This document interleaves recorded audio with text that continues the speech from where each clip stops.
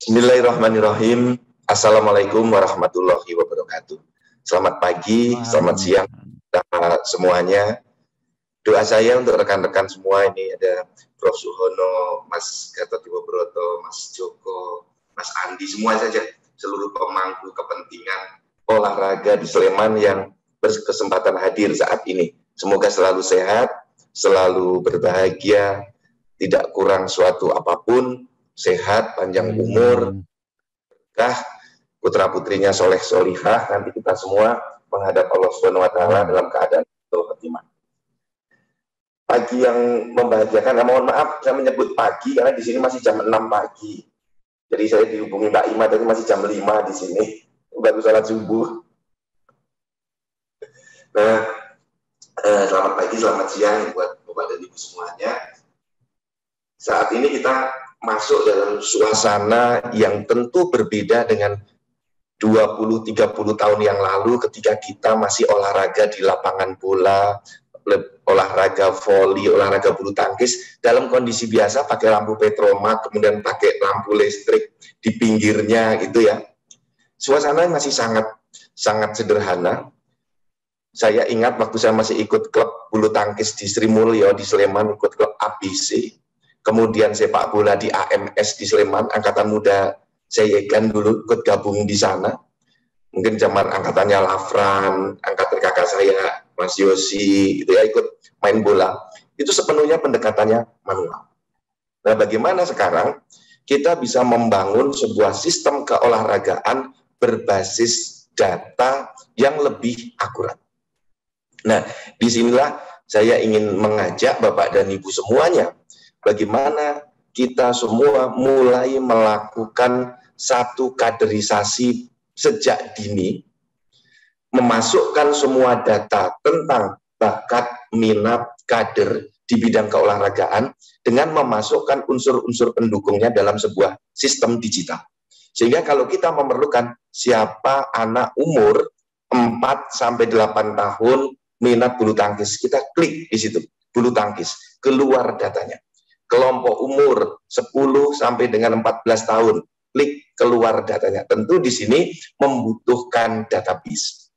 Poin penting yang ingin saya sampaikan adalah bagaimana teman-teman di Kominfo membangun sebuah sistem, kemudian teman-teman di Dinas Pendidikan, Dinas Olahraga dan Pemuda, dinas-dinas lain itu bersatu untuk mengembangkan sistem ini. Misalnya ya, kalau kita melihat anak ini berbakat di bidang bulu tangkis. Kita lihat lingkungannya, dekat enggak dengan situasi lapangan bulu tangkis di itu. Maka langkah pertama adalah bakatnya siapa, fasilitas olahraga terdekat ada di mana, sehingga itu dipasang koordinatnya langsung kita bisa mencari. Nanti ini Prof. Hono seperti kita mengembangkan GIS, yang di Dukcapil kita sudah kembangkan misalnya rumah sakit terdekat dengan rumah penduduk itu di mana. Anjungan Dukcapil Mandiri terdekat ada di mana? Sekolah zonasi di Sleman terdekat dengan penduduk SMP mana, SMA mana, itu sudah bisa kita lihat. Maka cara mendigitalkan adalah anak-anak yang hobi sepak bola itu kita data semua. Umurnya berapa? Kita gunakan NIK. Nah, dengan NIK itu kita masukkan satu model seperti yang sekarang disebut dengan data balikat. Jadi data di Dukcapil itu sekarang misalnya nomor rekeningnya Mas Joko, itu sudah ada semua, rekening bank mana. Kemudian nomor BPJS, ikut vaksin, sertifikat rumah, mobil. Nah sekarang kita masukkan minat anak-anak se-Sleman, yang minat sepak bola, voli, tenis, senam, kita masukkan. Kemudian yang sudah berprestasi siapa? Kita masukkan semua. Sehingga saat kita butuh, trackingnya lebih mudah. Nah, pengalaman kita mengelola sebuah sistem, ternyata kelemahan pertama kita ada di data. Mungkin kita akan kesulitan, misalnya mencari di kampung saya, di Sri Mulyo, Sleman, itu lapangan bulu tangkis terdekat di mana. Nah, kalau kita sudah punya koordinatnya, lapangan bulu tangkis di sini, sehingga anak-anak mau mencari di sini.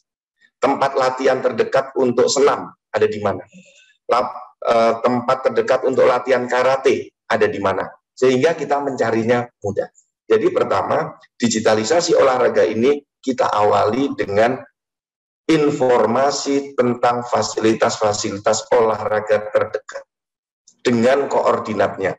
Karena sekarang anak-anak itu kalau ditanya alamat rumahmu mana, dia lebih ngomong gini, udahlah Sherlock aja lah. Nah, dengan Sherlock lebih mudah dicari. Nah, maka pendekatannya adalah boleh diberi nama dan alamat tempatnya, kemudian koordinatnya. Kemudian para pelaku olahraganya, atlet-atletnya kita kumpulkan semua berbasis NIK. Nah, dengan berbasis NIK kita tahu siapa ayah ibunya, ini ada bakat atau tidak. Ternyata gen itu menurun, karena lingkungan. Pengalaman saya hobi karate dari kecil, 3 anak saja juga ikut karate. Semuanya ikut bertanding. Nah, bisa jadi, lihat bapak ibunya hobi sepak bola, bisa jadi anaknya juga turun, gennya nurun. Atau nyempal, bapak ibunya hobinya nyanyi dan musik, anaknya atlet olahraga. Bisa jadi. Nah, ini di-tracking lewat data kartu keluarga. Nah, kemudian lingkungan pendukungnya.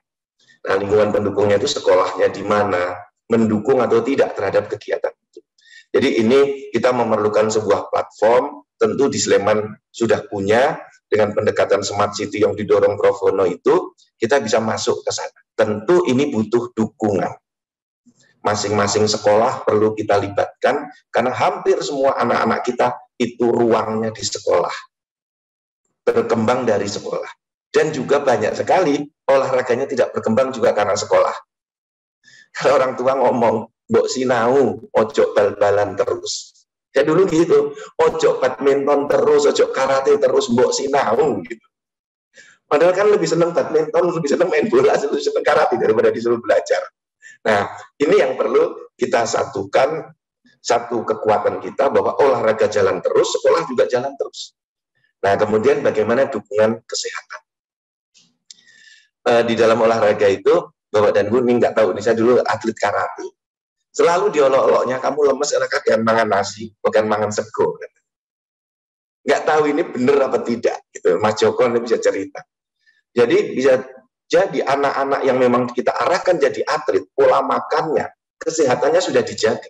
Dia golongan darahnya apa, makanan yang cocok, obatnya yang cocok apa. Jadi dihitung antara golongan darah dengan kekuatan tubuh, minat olahraga, tinggi badan, ya, kemudian postur, dan semuanya itu bisa didata dengan menggunakan artificial intelligence. Nah ini kalau saya baru kemarin Jamarot lontar jumroh bareng dengan orang Afrika. Ternyata kita jalan itu bisa ketinggalan pertama 10 meter, setelah 20 meter, 30 meter. Jalan dengan langkah yang sama, itu ketinggalannya banyak sekali. Artinya untuk olahraga lari, bisa jadi orang kita nggak akan menang dengan orang-orang Nigeria, orang-orang Afrika, karena paru-paru dan kakinya kalah jauh. Jadi mungkin dengan pendekatan-pendekatan itu kita memasukkan antara bakat, kemudian gen, kesehatan, kemudian faktor-faktor pendukung lainnya dalam sebuah sistem. Sehingga kita bisa tahu, kita memilih di tempat yang mana kita akan bertanding. Tapi kalau untuk sesama lawan Indonesia, ya ini tinggal kita saja bagaimana membangun sistem ini dengan lebih baik. Tapi kalau melawan Afrika, untuk lari, untuk sprint, lari sprint, sepak bola, melawan Amerika, melawan Eropa, rasanya kita akan sangat jauh. Karena secara gen, ya, secara bakat, dan lain-lain, bisa jadi kita tertinggal. Kecuali kita melakukan satu proses menggabungkan gen Afrika dengan gen Indonesia. Gen Eropa dengan gen Indonesia. Saya ketika belajar dulu bilang begini, Mas Joko, jangan berharap kita menang dengan negara Afrika, karena paru-paru mereka lebih tebal. Kita lari kencang, orang Afrika seperti berjalan saja. Karena kekuatan gen tubuhnya berbeda. Nah, inilah digitalisasi olahraga plus kesehatan itu menjadi penting sekali. Nah, Dukcapil akan mendukung dengan penyediaan database. Dengan Dinas Dukcapil Kabupaten Sleman, Kominfo, Dinas Pemuda, Dinas Pendidikan itu bisa menggabungkan platformnya.